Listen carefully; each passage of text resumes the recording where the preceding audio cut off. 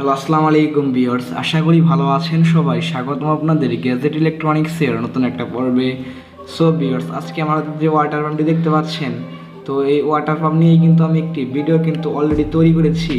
তো সেই ভিডিওতে দেখিয়েছি আসলে এই ওয়াটার পাম্পটির পানির গতি এবং এই ওয়াটার পাম্পটি আসলে কীভাবে চালাতে হয়।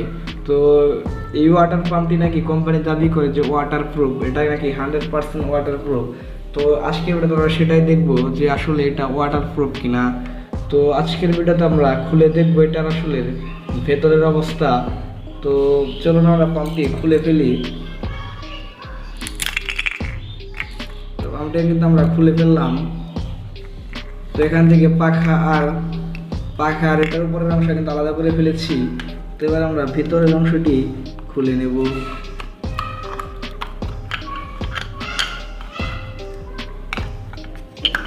খুব সহজে কিন্তু খুলে ফেললাম।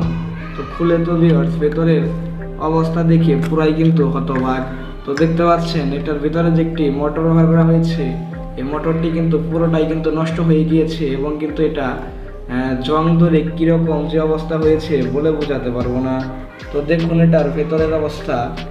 তো মোটরটি কিন্তু পুরোই কিন্তু আসলে জং ধরে কিন্তু নষ্ট হয়ে গিয়েছে। তো এটার জং ধরার কারণ হলো ভিউয়ার্স যে এটার ভেতরে পানি গিয়ে পানি গিয়ে কিন্তু বেশি দিন থাকার ফলে কিন্তু আসলে এটা জং ধরে গিয়েছে। তো এটা কিন্তু আসলে কোনোভাবেই কিন্তু ওয়াটারপ্রুফ না। তো এত কম টাকা আসলে ওয়াটারপ্রুফ পাম্প আসলে দেবে না কোম্পানি। তো এটা আসলে 100% কিন্তু চাপাবাজি। তো এই ধরনের ওয়াটার পাম্প কিন্তু আসলে না কেনাই খুব ভালো। তো ভিডিওটি আজকে এই পর্যন্তই। তো ভিডিওটি যদি ভালো লাগে তাহলে একটি লাইক করতে পারেন, চ্যানেলে নতুন হয়ে থাকলে সাবস্ক্রাইব করতে পারেন। তো ভালো থাকবেন সবাই। আজকের মতো বিদায়। আসসালামু আলাইকুম।